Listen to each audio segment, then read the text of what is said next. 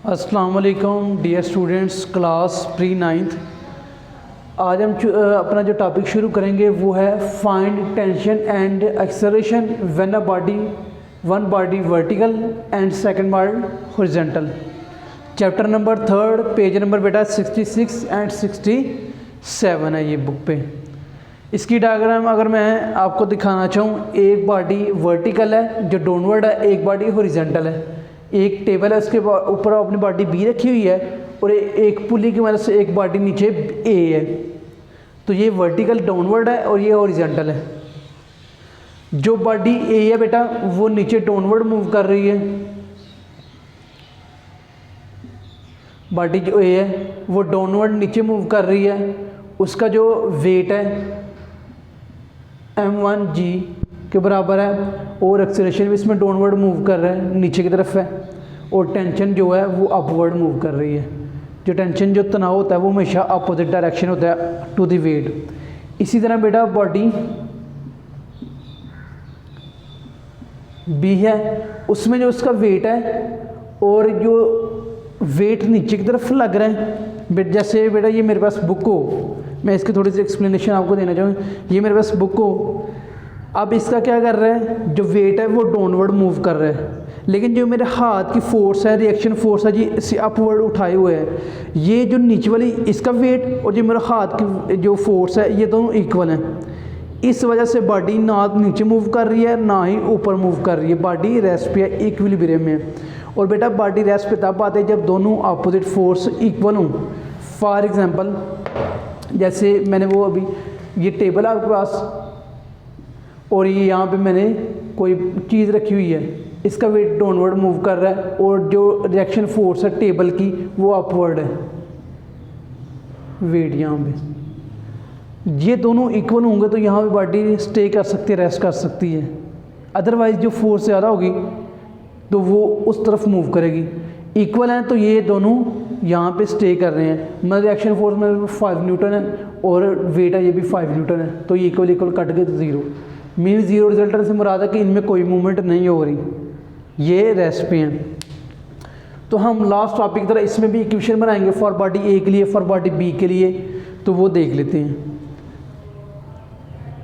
For body ए के लिए तो सिंपल वही इक्वेशन बनेगी जो हमने लास्ट टाइम बनाई थी, क्योंकि ये तो वर्टिकल ही है, इसके लिए हॉरिजॉन्टल ये न्यू केस है हमारा। तो इसमें देखते हैं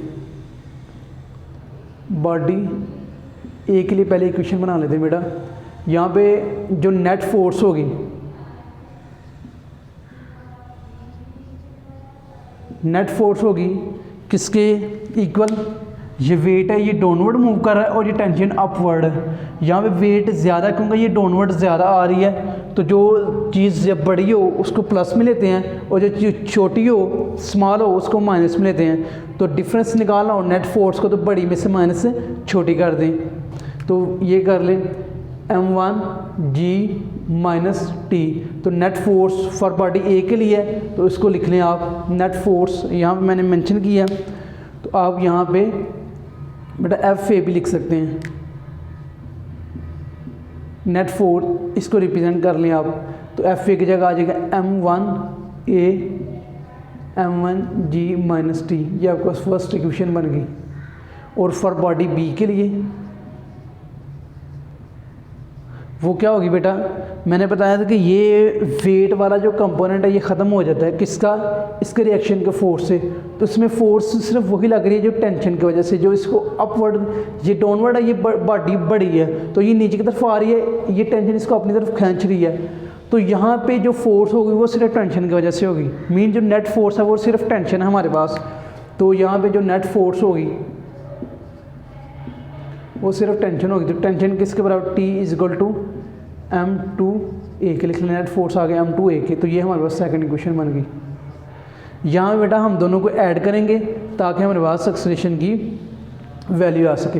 ये इक्वेशन 1 है, ये इक्वेशन 2 है, तो हम लिख लें इक्वेशन 1 प्लस इक्वेशन 2, या एडिंग इक्वेशन 1 एडिंग इक्वेशन 2। आप जो आपको आसान लगे वो लिख सकते हैं। तो आ जाएगा ये फर्स्ट इक्वेशन m1a तो इसमें ऐड होगी प्लस m2a में, तो ये वाली equation m1 minus t, m1 sorry g भी यहाँ में आना है, तो ये आ जाएगा तो यहाँ पे तो कोई नहीं है, यहाँ पे आ जाएगा सिर्फ टी आ जाएगा प्लस टी। तो यहाँ से एक कॉमन लें बेटा आप, तो आ जाएगा m1 प्लस m2। तो ये प्लस ये माइनस कट गए, तो आ जाएगा m1 जी। तो ये यहाँ पे क्या हो रहा है बेटा, मल्टीप्लाई हो रहा है, तो इधर आ क्या होगा, डिवाइड होगा। तो ये आ जाएगा m1 प्लस m2। ये एक्सेलरेशन का फार्मूला आ गया आपके पास। इसका एक्सेलरेशन बेटा और जो फर्स्ट केस आपने पढ़ा था इसका एक्सेलरेशन डिफरेंट है, क्योंकि यहाँ पे बॉडी भी इनकी जो स्ट्रक्चर है, इनकी जो कंडीशन है वो भी डिफरेंट है, इस वजह से यहाँ पे बॉडी एक्सेलरेशन भी डिफरेंट है। अब हमारे पास एक्सेलरेशन आया, हमने टेंशन फाइंड कर, हम दो चीज़ें फाइंड करनी होती है, एक एक्सेलरेशन और एक टी। तो अब बेटा हम क्या करेंगे, ये जो एक्सेलरेशन की वैल्यू है ना, ये एक्सेलरेशन यहाँ मैं लिख रहा हूँ value put into equation में, यहाँ पे पुट कर देता हूँ टी की जगह। यह आ जाएगा टी इज इक्वल m2a। तो यहाँ पे सिंपल आप क्या कर दें, m2 है ये, तो एक वैल्यू क्या है, ये वाली वैल्यू ये उठा के यहाँ पे पुट कर दें, तो आ जाएगा m1g ओवर m1 m2। तो ये बेटा आपके पास टी की वैल्यू आ गई टेंशन की। जहाँ पे m2 वैसे आ गया, इसकी जगह m1g ऊपर आ गया, तो ये नीचे आ गया, तो ये आपके पास आ गई टेंशन की वैल्यू। तो बेटा आप सिंपल यहाँ से g की वैल्यू भी निकाल सकते हैं, g की वैल्यू कोई मुश्किल नहीं है। ये यहाँ पे डिवाइड हो रहा है, उधर जाके t के साथ मल्टीप्लाई हो जाएगा, तो आ जाएगा m1 प्लस m2। तो ये इसके साथ मल्टीप्लाई हो रहे हैं, नीचे आके डिवाइड हो जाएंगे, m1 m2 बराबर उधर रह जाएगा g रह जाएगा। तो ये था बेटा हमारा टेंशन एंड एक्सेलरेशन फाइंड करना किसी भी स्ट्रिंग के अंदर। दो केस थे, जब हमारे पास एक बॉडी, यहाँ पे मैं आई होप इसका आपको समझ आ गई होगी, मैं यहाँ पे आपको बता देता हूँ। जब हमारी बॉडी दोनों वर्टिकल थी, एक बॉडी बी थी, एक बॉडी ए थी, पहले हमने ये केस डिस्कस किया। और आज जो हमने केस बेटा डिस्कस किया है वो हमारे पास एक बॉडी हॉरिजॉन्टल थी ऐसे टेबल, और एक बॉडी वर्टिकल थी। तो ये दोनों बेटा लॉन्ग क्वेश्चन है, पेपर में भी आते होते हैं कि define acceleration and tension when body vertical both vertical, जब दोनों वर्टिकल हों और जब एक वर्टिकल और एक हॉरिजॉन्टल हो। आई होप बेटा ये आपको समझ आ गई होगी। बेटा आपने ये प्रैक्टिस करनी है घर, और ये दोनों क्वेश्चन ऐसे हैं अगर आप इसकी प्रैक्टिस करेंगे तो आपको घर आएंगे, अदरवाइज़ आपको ये नहीं आएंगी, क्योंकि ये टोटली मैथ पे डिपेंड कर रहा है ये टॉपिक। तो आपने इसकी लाजमी प्रैक्टिस करनी है। पेज नंबर मैंने आपको बता दिया 66 और 67 है ये, तो इसको आपने अच्छी तरह देख लेना है। Thank you.